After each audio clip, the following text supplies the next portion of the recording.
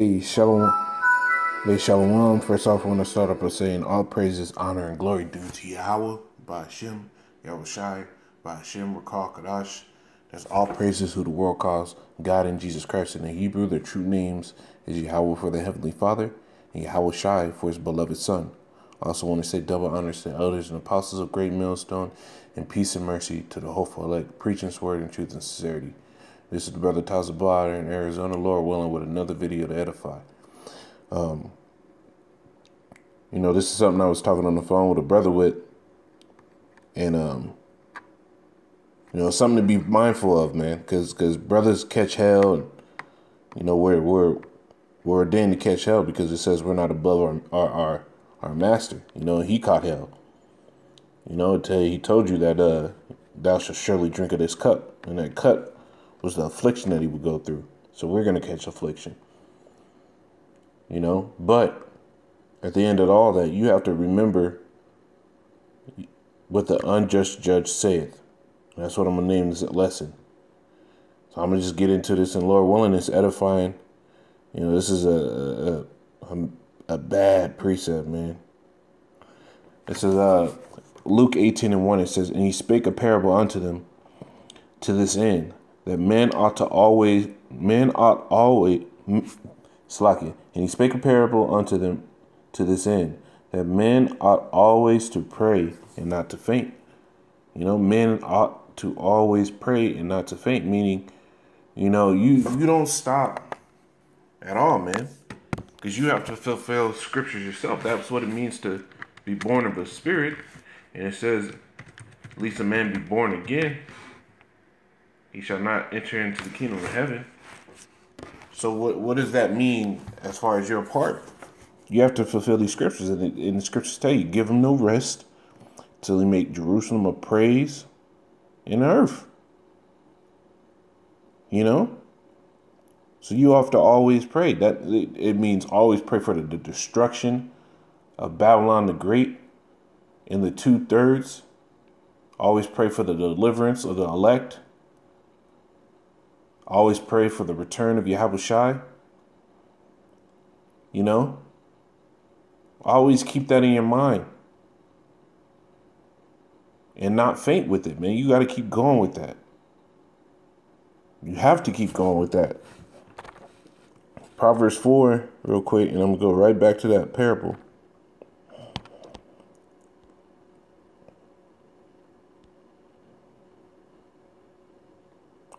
Proverbs 4 and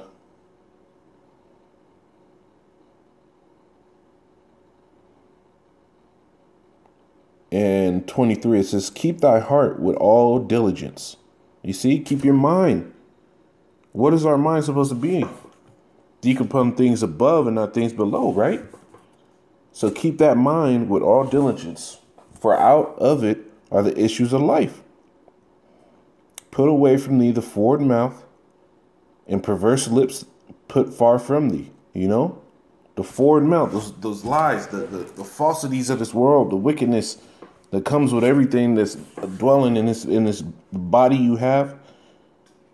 It says, verse 25, "Let thine eyes look right on." You see, men ought always to pray. Let your eyes look right on, meaning look towards what are you gaining? What is your intent? What are you striving for? That's what you look right on for. It says, he that pick up the plow and then look back is not fit to enter into the kingdom of heaven. So what do you have to look for, man?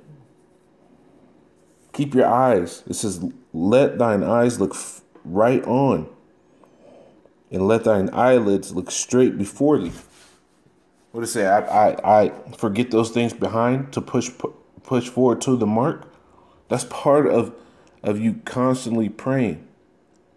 That's part of it, man. Because when you came into this thing, you wanted the kingdom to come now. And that's part of making that prayer and that supplication every day. It says, ponder the path of thy feet, and let all thy ways be established. Think about what you're doing in this thing, man. Apply your mindset and your whole being to your prayers and the goal. What do you want from the Heavenly Father? What do you want from you doing His work, man? Hey, it's not wicked to think about. Oh, I'm doing this work. I'm taking the low. I'm doing this. I'm doing that. I'm trying to be brotherly. I'm trying to be charitable. It's not wrong to think to the Heavenly Father like, hey, man, Lord, will you get to the kingdom? You want to have it this way. You want to have the Lord crown you. You want to have expectation of certain things, which the Lord said He's going to far exceed those. But that's a good way to keep going in this thing. So ponder the path of thy feet. Think about where you're going. Think about what you're doing in this thing, man. It says, turn not to the right hand nor to the left. Remove thy foot from evil, man. And how do you do that, man? You have to be constantly on the move in His truth. Constantly. Constantly thinking about the scriptures. Constantly thinking about the benefit of you doing this work. And the Lord gonna reward you, man. So back in Luke 18:1, it says, and He spake a parable unto them to this end, that men ought always to pray and not to faint, saying, there was in a city a judge which feared not the Most High, neither regarded men. So this dude wasn't even an upright judge, man, because if you're not a judge that fears the Most High, man, you're just gonna pull out all types of wicked judgment, just like they do in Babylon the Great now. It says, and there was a widow in that city, and she came unto him, saying, avenge me on mine adversary. And who's the widow now? Because the Lord said He was going to put away his wife. So we're the widow, Israel was compared to a comely, delicate woman. We're the widow. And who's our adversary? Edom, the 2/3, the other nations, our families, our wives, become adversaries to us in this thing. And we ask the Lord constantly, hey, fight for me, please. Baba Kusha. Didn't King David say that? Turn the reproach upon the enemies upon their own head. And this is also talking about your daily fight, man, because we're gonna catch hell in this thing. It's good to pray for the Heavenly Father to deliver you, man. And some brothers get stuck up on, we got to catch hell in this thing. And you don't want to pray for the Heavenly Father to deliver you out of that hell. Hey, man, if the Lord doesn't deliver you out of the hell, what testimony and faith will you have to lean on in the days to come? The Lord shows you little deliverances so He can build you up to be settled when it gets time for big deliverances happening.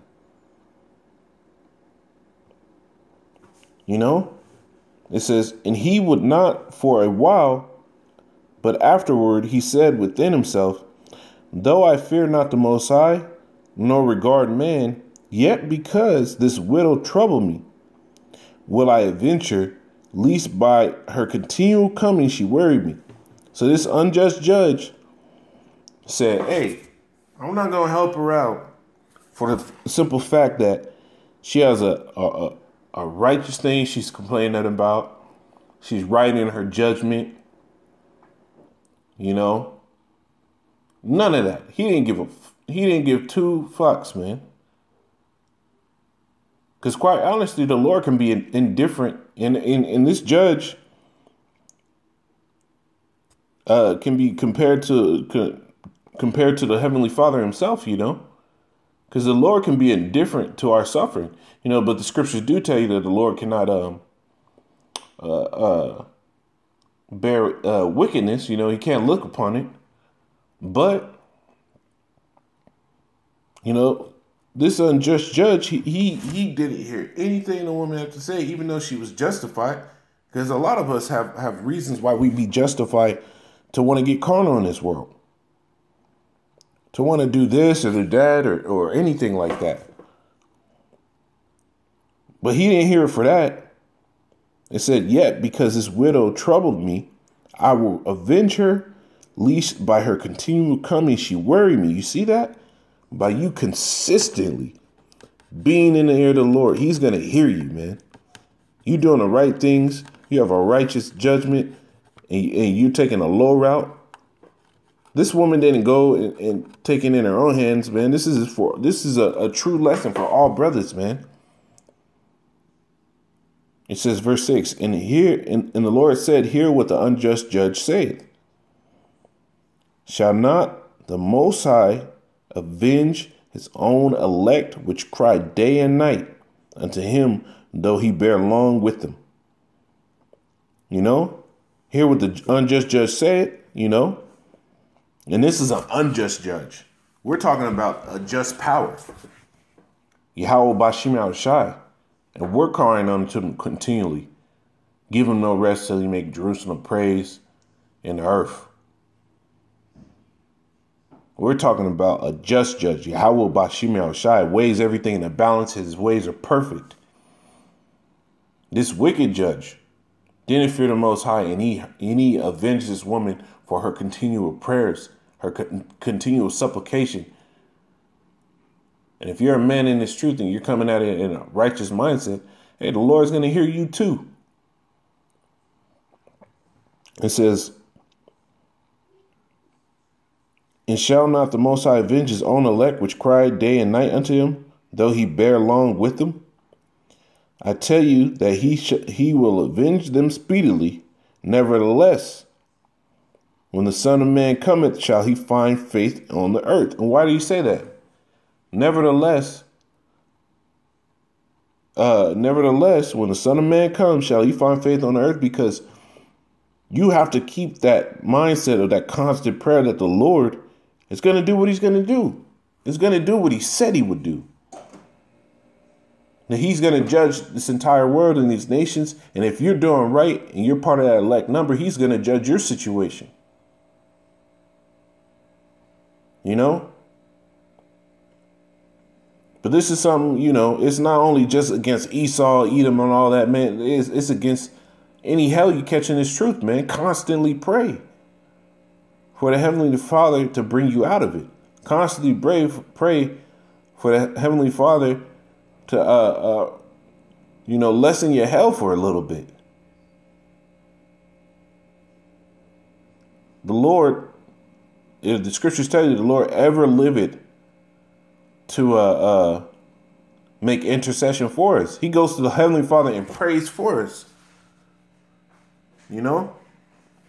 So Lord willing, this is edifying. I want to say, call halal, Yahweh, Ba'ashem, Yahushai, Ba'ashem, Rakal Kodash. Double honors to the elders and apostles of Great Millstone. Peace and mercy to the hopeful elect. Shalom.